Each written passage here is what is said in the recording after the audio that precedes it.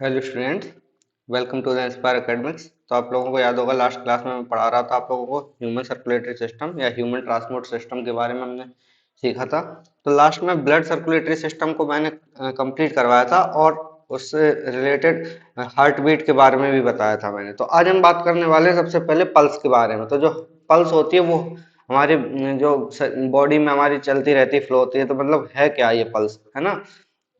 तो ये हम समझ सकते हैं ऐसे, the expansion of N artery. क्या होता है expansion of N artery? Each time the blood is forced into it is called pulse. यानी कि जो आर्टरी में क्या होगा, ब्लड को भेजा जाता है, जैसे ब्लड को भेजा जाता है वैसे क्या होता है, एक तरह से कॉन्ट्रेक्शन और हम बोल सकते हैं रिलैक्सेशन का काम यहाँ पे भी स्टार्ट हो जाता है। तो जितना हम बोलेंगे क्या पल्स, जितनी बार वहां से ब्लड को सर्कुलेट किया जाएगा तो उतनी बार वो पल्स होगी, है ना, मतलब पल्स जनरेट होगी। ओके, इसके बाद हम बोल सकते हैं each heart beat generates one pulse in the arteries. यानी कि एक एक हार्ट बीट क्या करेगा, एक पल्स का फॉर्मेशन करेगा। जैसे हम बोल सकते हैं one heart beat is equal to one pulse. तो हम बोल सकते हैं एट रेस्ट कितना होगा, 72 पल्सेस होगी पर मिनट।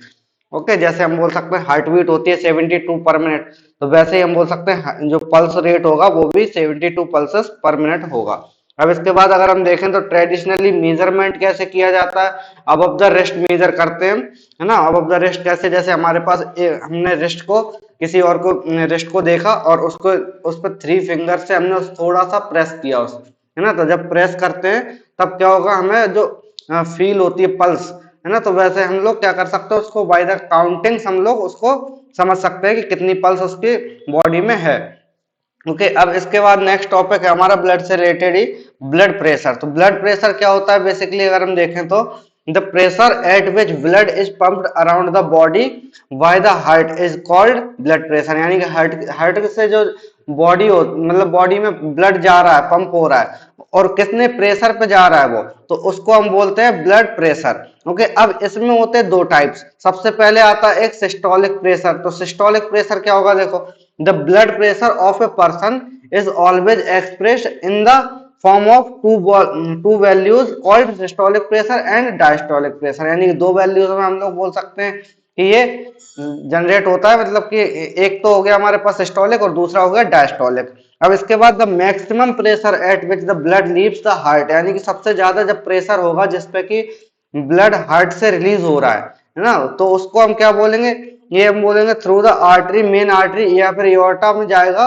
तो during contraction phase, contraction phase यानी कि हमें पता है ब्लड में क्या जो हार्ट होता है वो कॉन्ट्रैक्शन एंड रिलैक्सेशन दो टाइप से ये काम करता है। तो जब कॉन्ट्रैक्शन का फेज होगा तब क्या होगा, सिस्टोलिक प्रेशर होगा। यानी कि उस टाइम पे होगा हमारे पास मैक्सिमम प्रेशर, मैक्सिमम प्रेशर हो गया।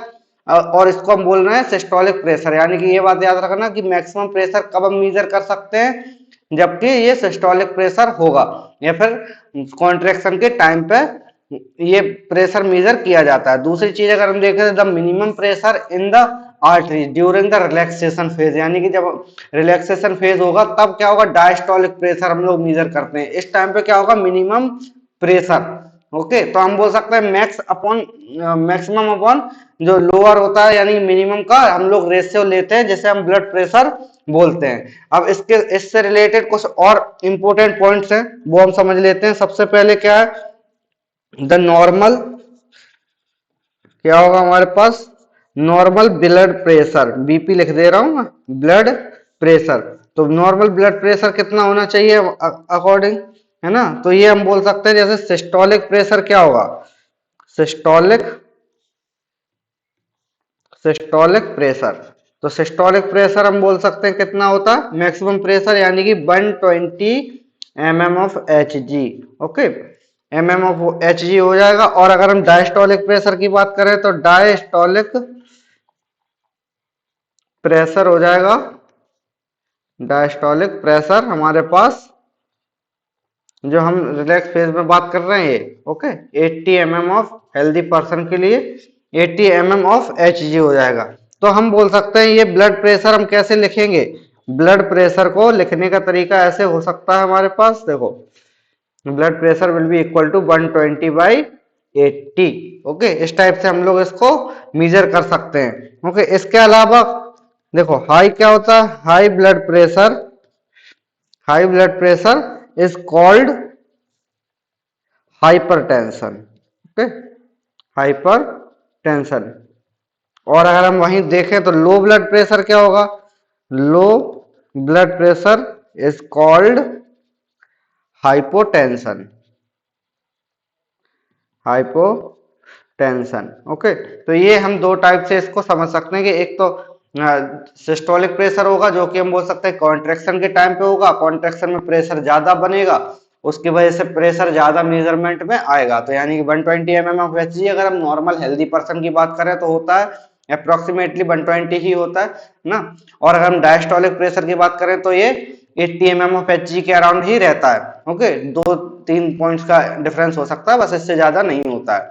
ओके, और अगर हम बात करें हाई ब्लड प्रेशर होता है तो उस कंडीशन को बोलते हैं हम हाइपरटेंशन, और लो ब्लड प्रेशर होगा तब उस कंडीशन को बोलेंगे हम हाइपोटेंशन। अब इसके बाद हमारे पास एक क्वेश्चन आता है कि जो बॉडी में इतने जो बॉडी ऑर्गन्स है, बॉडी सेल्स है, उसमें ऑक्सीजन कैसे पहुंचता है, फूड और ऑक्सीजन कैसे पहुंचता है। तो देखो हमने ब्लड सर्कुलेटरी सिस्टम का सब फंक्शन देख लिया। तो क्या होता है जब ब्लड में क्या है, हीमोग्लोबिन प्रेजेंट है, तो हीमोग्लोबिन क्या करता है, ऑक्सीजन के साथ बाइंड होता है।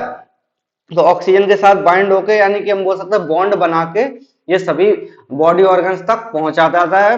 यानी कि ऑक्सीजन का तो ऐसे फ्लो हमने करवा दिया। अब फूड का कैसे होगा हमारे साथ में, तो फूड में जैसे कैपिलरीज हैं तो सारी इन्हीं के थ्रू, यानी कि वेन्स और कैपिलरीज के थ्रू ये फूड और ये जो हमारे पास क्या है, आर्टरीज के थ्रू ऑक्सीजन का सप्लाई हो सकता है, वेन्स और ये हम बोल सकते हैं कैपिलरीज के थ्रू मैक्सिमम फूड का सप्लाई हो सकता है। ओके, अब इसके बाद हम देखते हैं नेक्स्ट जो हमारा ट्रांसपोर्टेशन सिस्टम में जो सिस्टम था हमारे पास सर्कुलेटरी सिस्टम, तो वो था हमारे पास lymphatic system. Okay, lymphatic system. तो ये क्या होगा, सबसे पहले हम इसके बारे में समझ लेते हैं। तो system of tiny tubes called lymphatic vessel, क्या होगा, system of tiny tubes called lymph vessels। okay, lymph vessels। तो ये होगा हमारे पास क्या, सिस्टम ऑफ टाइनी ट्यूब्स को हम बोलेंगे लिम्फ वेसल और लिम्फेटिक, और हम क्या बोलेंगे, एंड लिम्फ नोड। ओके, तो इसको क्या बोल सकते हैं हम, और हम लिम्फेटिक बोल सकते हैं। एंड लिम्फ नोड्स क्या होंगे, lymph nodes in the human body which transport the liquid called lymph. Okay, तो हम इस टाइप से बोल सकते हैं क्या ये, और लिम्फेटिक, लिम्फेटिक। ओके, और क्या बोल सकते हैं हम, और lymph node, lymph node. Okay, तो इस टाइप से हम इसको समझ सकते हैं। अब इसमें क्या होगा, इनमें पार्ट्स होते हैं, मतलब कुछ जैसे हमने ब्लड सर्कुलेटरी सिस्टम के पार्ट्स देखे थे तो वेन्स, आर्टरीज एंड कैपिलरीज थे, है ना, ब्लड और हार्ट भी आता है उसमें। अब इसमें क्या क्या आएगा, सबसे पहले आएगा lymph capillaries. Okay, lymph capillaries सबसे पहला। सेकंड है हमारे पास large lymph vessels. Okay, large lymph vessels, यानी कि जैसे हमारे पास लार्ज क्या थे, एओर्टा एंड वेना केवा थे ना, तो वैसे ही हम इसमें भी बोल सकते हैं तो लार्ज लिम्फ वेसल्स इसमें प्रेजेंट होते हैं। थर्ड अगर हम बात करें तो क्या है इसके अंदर प्रेजेंट, लिम्फ नोड्स, या फिर हम बोल सकते हैं lymph gland. Okay, lymph nodes, और अगर हम देखें तो लिम्फ ग्लैंड, ये प्रेजेंट होता है इसमें। और अगर लास्ट देखें तो हमारे पास प्रेजेंट होता है लिम्फ, यानी कि जो हमारा मेन कंपोनेंट है, जैसे ब्लड होता है ना कंपोनेंट, वैसे लिम्फ एक कंपोनेंट है। तो ये क्या है, लिक्विड होता है, यानी कि हमारे पास चार टाइप के चार चार चीजों से मिलकर बना हुआ है हमारा लिम्फेटिक सिस्टम। सबसे पहले lymph capillary, second larger lymph vessel, third lymph nodes या फिर लिम्फ ग्लैंड्स, और फोर्थ है हमारे पास लिम्फ। ओके, तो इस टाइप से हम बोल सकते हैं। अब इनके फंक्शंस क्या क्या होंगे, सबसे पहले ये समझो, है ना, फंक्शंस। तो फंक्शंस क्या क्या हो सकते हैं, सबसे पहला फंक्शन होगा, देखो, lymph takes part in the nutritive process of the body, यानी कि ये क्या करेगा, न्यूट्रिशन पहुंचाने के लिए, न्यूट्रिशन को फ्लो करवाने के लिए या फिर रीच करवाने के लिए बॉडी ऑर्गन्स तक इसका यूज होता है। सेकंड अगर हम देखें तो क्या होगा, एग्जांपल सेकंड हमारे पास इसका वर्क क्या होगा, प्रोटेक्ट करता है हमें जर्म्स से। Protect us from germs. Okay, जो फॉरेन पार्टिकल्स आ जाते हैं है ना बॉडी के अंदर, तो ये प्रोटेक्ट करके रखता है। और अगर हम देखें तो एंटीबॉडीज का भी ये फॉर्मेशन करवाता है। ओके, थर्ड अगर हम देखें तो इसके बाद जैसे ये फॉरेन पार्टिकल्स है या फिर वेस्ट प्रोडक्ट को रिमूव करवाने के लिए काम आता है, वो वेस्ट प्रोडक्ट रिमूवल। ओके, इसके ये काम है, या फिर हम बोल सकते हैं इसमें प्रोटेक्ट अस फ्रॉम जर्म्स और फॉर्मेशन ऑफ एंटीबॉडीज।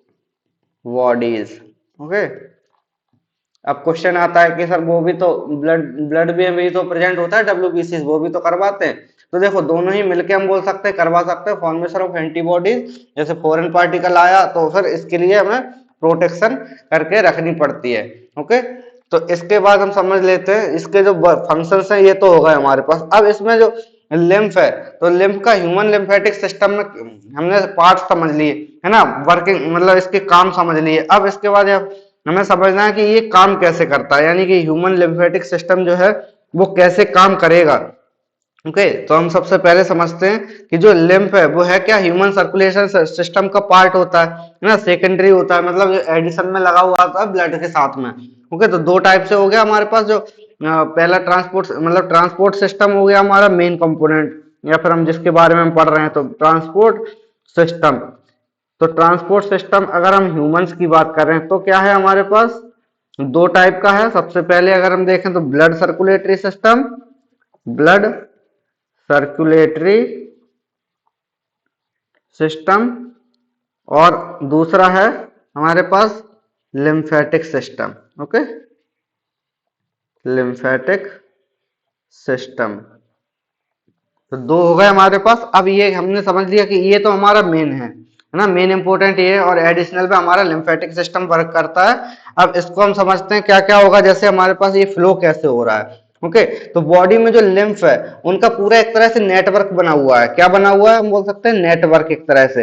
ओके, जिसमें कि हम बोल सकते हैं जो लार्ज लिम्फ लिम्फ वेसल है ना, तो लार्ज लिम्फ वेसल है वो पूरी बॉडी में प्रेजेंट होती है, और उसके अलावा कुछ ब्रांचेस उसमें से निकलती हैं जो कि लिम्फ का फॉर्मेशन मतलब लिम्फ को पहुंचाते हैं, या फिर हम बोल सकते हैं उनको लिम्फ कैपिलरीज। यानी कि जैसे अगर हम बॉडी को समझे तो ये हमारे पास बड़ी सी एक लिम्फ जो हो गई क्या, लिम्फ लार्जर लिम्फ वेसल हो गई, और इससे हम बोल सकते हैं क्या, ये छोटी छोटी ब्रांचेस यहाँ से निकलती हुई दिखाई देती है। तो इस टाइप से हम इनको समझ सकते हैं कि जो नेटवर्क के थ्रू ये जुड़ा हुआ है, तो ऐसे एक टाइप से यहाँ से एक जगह से दूसरी जगह फ्लो होता रहता है, यानी कि पूरी बॉडी में नेटवर्क है। और अब अगर हम देखें इसमें तो क्या होता है इसमें, सो एक्स्ट्रा सेलुलर फ्लूइड जो होता है, एक्स्ट्रा सेलुलर फ्लूइड, यानी कि हम बोल सकते हैं since lymph is derived from the tissue fluid which remains outside the cell of the body, so it is called extra cellular fluid. यानी कि ये क्या करेगा, सेल में अंदर नहीं जाता है, सेल के अंदर, यानी कि नॉट पार्टिसिपेट इन किसमें नहीं पार्टिसिपेट करेगा, in cellular fluid. Okay, cellular fluid. तो इसे हम क्या बोलेंगे, इसका नाम हो जाएगा हमारे पास एक्स्ट्रा सेल्यूलर फ्लूइड। यानी कि जो सेल होती हैं, सेल जैसे हम सपोज करो कि ये हमारे पास सेल है जिसमें ये न्यूक्लियस और अदर कंपोनेंट्स यहाँ पे पड़े हुए हैं। तो जैसे हमारे पास सेलुलर फ्लूइड होता है यहाँ पे। ओके, तो ये हो गया हमारे पास जैसे है ना, तो इसके अंदर ये प्रेजेंट होता है। अब इसके बाद बाहर की साइड ये जो प्रेजेंट है, तो बाहर के साइड प्रेजेंट होने वाली चीज हम बोलेंगे क्या, ये एक्स्ट्रा सेलुलर फ्लूइड। ओके, तो ये सारी चीजें लिम्फ से हम समझ सकते हैं। और इसके अलावा ये क्या करेंगे, ये जो होता है लिम्फ क्या करेगा, larger molecules of proteins. Okay, तो ये क्या करेगा, ये it carries larger molecules of proteins. Okay, तो ये क्या करेंगे, इसको लेके घूमते हैं। और दूसरी बात करें तो क्या लेके घूम रहे हैं, ये डाइजेस्टेड फैट। ओके, जर्म्स को ये ले जा सकते हैं, एंड फ्रेगमेंट्स जो कि हम बोल सकते हैं फॉरेन पार्टिकल्स आ जाते हैं हमारी बॉडी के अंदर, तो वो भी ये फ्लो करवाते हैं। Okay, fragments of dead cells, okay. Dead cells जैसे कोई फ्रेगमेंट्स हो सकते हैं, बाहर से कोई बॉडी का बाहर से भी आ जाता है, और हम देख सकते हैं जो डेड सेल्स होती हैं उनको भी ये फ्लो करवाने का काम करते हैं। Okay, from tissue fluid around the body cell sees lymph capillaries present throughout the body. Okay, इसके बाद अगर हम देखें तो lymph passes into larger lymph vessel contain lymph nodes. Okay, इसके पास क्या होता है, लिम्फ नोड कहाँ पे प्रेजेंट है हमारे पास, जो लिम्फ नोड है वो हम बोल सकते हैं एक पार्ट होता है छोटा सा, वो जो कि प्रेजेंट होता है लार्जर लार्जर लिम्फ वेसल में। ओके, तो ये हमारे पास हो गया प्रेजेंट इन, हम बोल सकते हैं पॉजिटिव लगा देता हूं, present in larger lymph vessel. Okay, तो ये इस टाइप से काम करते हैं सारी चीजें मिलके, और ये पूरा ह्यूमन ट्रांसपोर्ट सिस्टम का फॉर्मेशन करते हैं। Lymph is cleaner by white blood cells called lymphocytes. Okay, तो हम बोल सकते हैं लास्ट में लिम्फ क्या हो गया, लिम्फ क्लीन होती है, यानी कि जो लिम्फ होती है वो क्या कर सकते हैं, व्हाइट ब्लड सेल्स के थ्रू, ये यहाँ पर बोल सकते हैं लिम्फोसाइट्स के थ्रू ये क्लीन की जाती हैं। ओके, तो नेक्स्ट क्लास में हम लोग करेंगे एक्सक्रीशन और या फिर excretory system in plants and humans. तो आज की क्लास को हम यहीं तक रखते हैं। तो like share and subscribe, thanks for watching.